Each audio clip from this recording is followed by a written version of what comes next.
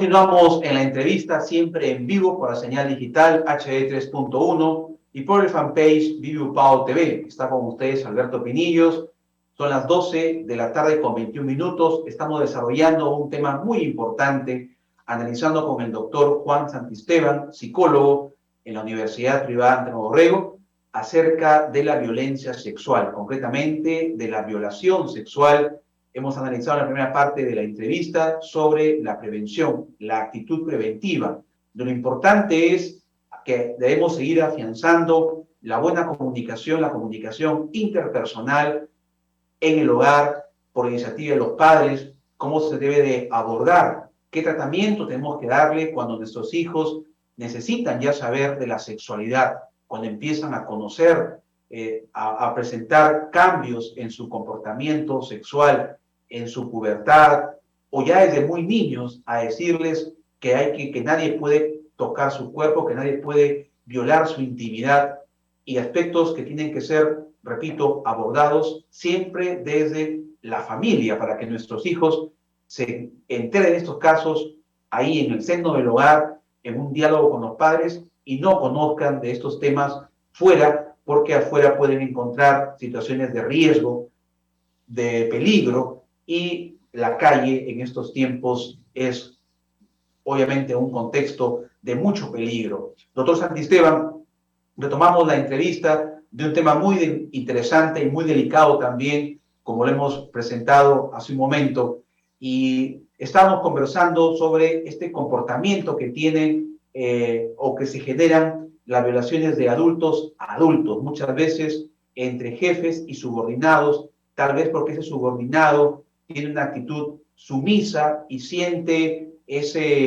siente pues inferior muchas veces, y se somete a la violencia, a los maltratos y a estas situaciones que se encadenan en una violencia o una violación. Y de otro lado también decíamos en la primera parte del diálogo de la violación de adultos a niños, que son los casos de mayor incidencia y los que se hacen muchas veces más públicos o mediáticos.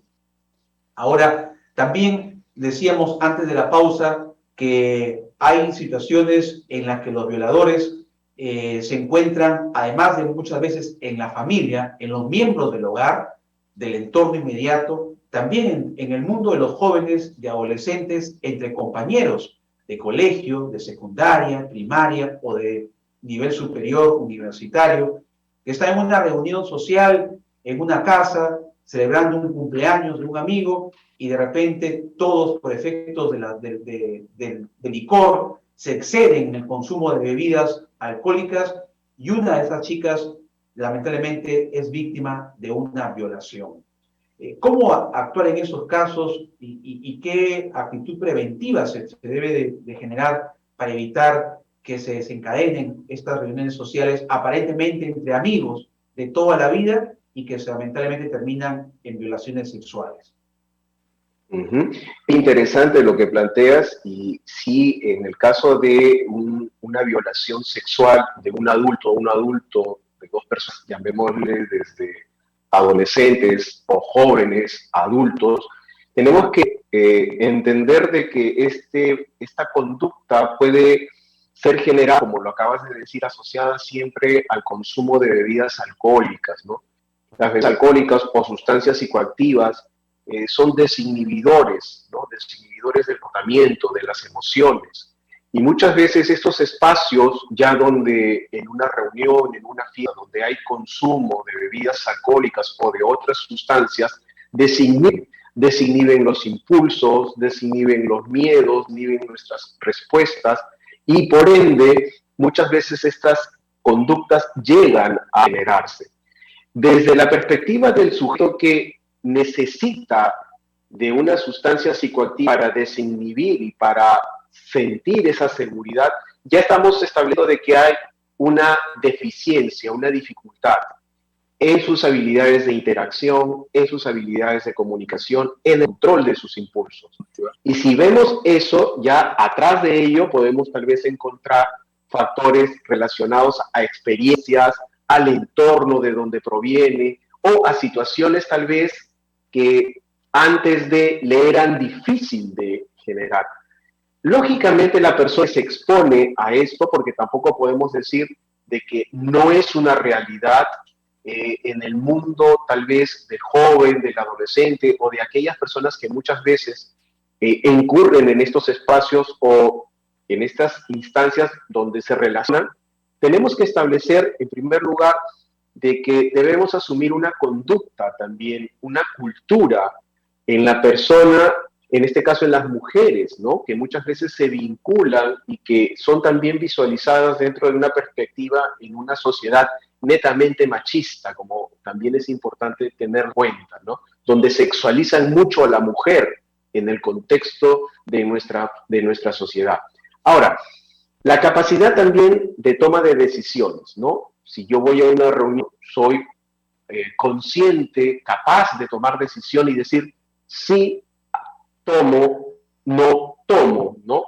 No condicionarme a un entorno de que salir a una fiesta necesariamente significa tomar hasta generar de repente un estado, no Hasta perder solamente el conocimiento, emocional. como se dice coloquialmente. Exacto, exacto, ¿no? Entonces tenemos que aprender, por eso también es parte de donde están interactuando muchas veces nuestros hijos, ¿no? Y que son elementos que debemos también orientarlos, ¿no? De que no solamente una reunión debe ser generada o debe ser asociada a bebidas alcohólicas, no, Que no sino en toda una reunión cultura. social tienes que terminar totalmente ebrio, ¿no? No es una Exacto. justificación. Voy a una Y, fiesta y que sea sinónimo de regresar totalmente ebrio y fuera de mis cabales.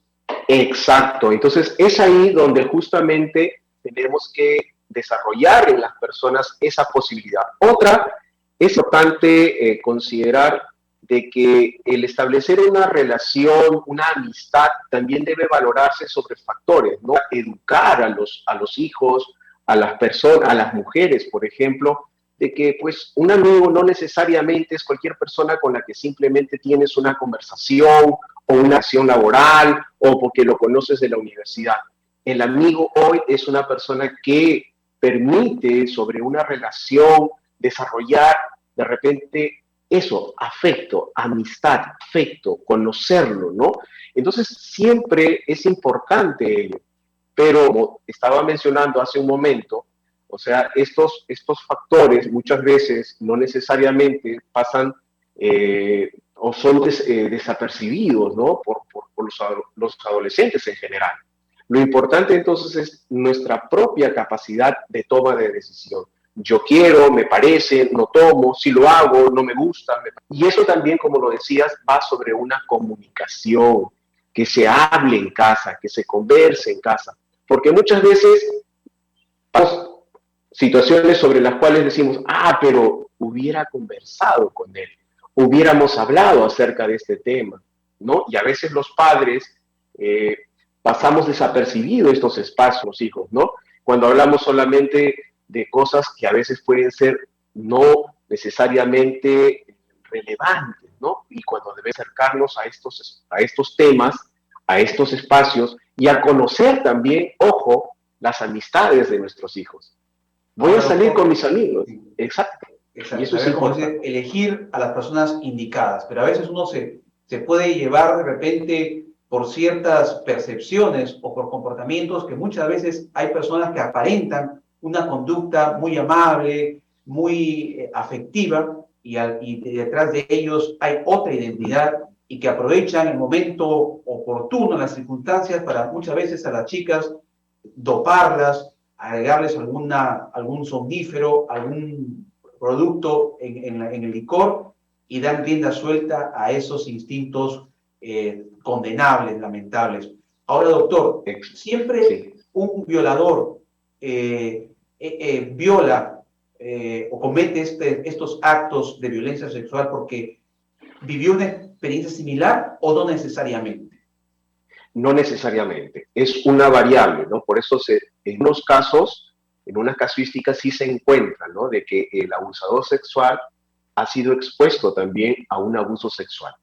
Pero en otros justamente se dan una serie de otras variables, como decía, por ejemplo, a veces los estilos de son dados, o sea, el entorno familiar, por ejemplo, madres castrantes, madres muy castrantes, ¿no? Dominantes.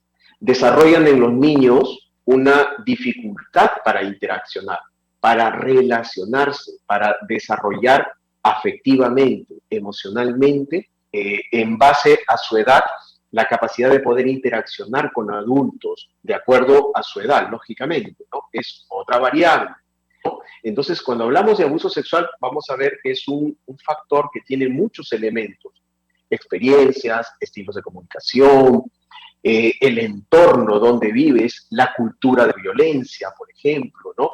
El estilo, tal vez, sobre la comunicación en la que tú también te has desarrollado. Entonces, eso es importante también encontrar. No solamente un abusador es víctima o puede haber sido víctima, sino el entorno, los estilos de crianza, los estilos de comunicación, la cultura de la violencia en la que se ha desarrollado también favorecen y que pueden también conllevar a que esta persona desarrolle poesía, ¿no? El abusador sexual tiene una gran dificultad, en el caso de un adulto, que normalmente se genera, tiene una gran dificultad en sus habilidades de comunicación, de interacción, en el control de sus emociones, en el control de sus impulsos, en el desarrollo de una sexualidad adulta, afectiva y estable. Exacto. Entonces, ahí viene el elemento. Entonces, si vemos pues estas características, son factores que tenemos también que poder orientar. O, lógicamente, también hay características de personas que tienen o estructuras de personalidad, ¿no? Hagamos ahí, doctor, ya de las patologías en la conducta del ser humano. Claro, claro, porque, por ejemplo, podemos encontrar ya al abusador, algo que tú dijiste que es muy importante. El abusador casi siempre estructura una personalidad. Muestra una identidad falsa. Y una confianza, como tú decías, de que a veces no necesariamente es de la que vas a dudar de, ¿no? Por eso hay días que hablan acerca de estas personas, ¿no? Que se generan y hacen ahí el síndrome del hechizo, le dicen, ¿no? Que porque estas personas se relacionan afectivamente, se generan como muy confiadas, muy estables, pero si comienzas a analizar el entorno de dónde proviene, ahí vas a encontrar variables. O la otra persona que se muestra totalmente violenta, agresiva, con los psicopáticos, ¿no? Que llega al abuso y no solamente llega a abusar, sino a cometer tal vez un hecho mucho más punible, ¿no? De repente matar, de repente hacer sufrir a esa persona en un contexto ya de un sadismo mayor, ¿no? Y ahí hablamos del otro perfil también del abusador sexual, que también ya con un rasgo más psicopático es el que muestra este tipo de conductas. O sea, es muy interesante el tema y también es importante conocer, ¿no? Bien, doctor, le agradecemos su participación en la entrevista, el doctor Juan Santisteban, psicólogo, docente en el programa de psicología de la Universidad Privada Andrés Orrego. Hemos abordado un tema muy interesante que obviamente necesitamos otro espacio para seguir analizando esta problemática de la violencia sexual. Doctor, estaremos atentos para alguna oportunidad seguir afianzando esta información que es tan importante para la sociedad. Muy amable por su participación, doctor Santisteban.